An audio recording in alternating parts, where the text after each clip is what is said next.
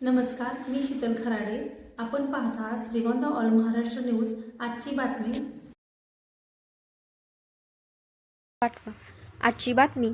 माजी वनमंत्री बबनदादा पाचपुते व आमदार विक्रम पाचपुते यांच्या विधानभवन परिसरात आजचे हे दृश्य मन हेलावणारे होते. बाप व लेक एकमेकांच्या हाताला धरून प्रवेश करत आहेत. तो क्षण सुवर्ण अक्षराने लिहावा असा होता. विक्रम पाचपुते हे आपल्या वडिलांच्या पावलावर पाऊल ठेवत विधानसभा गाजवत आहेत.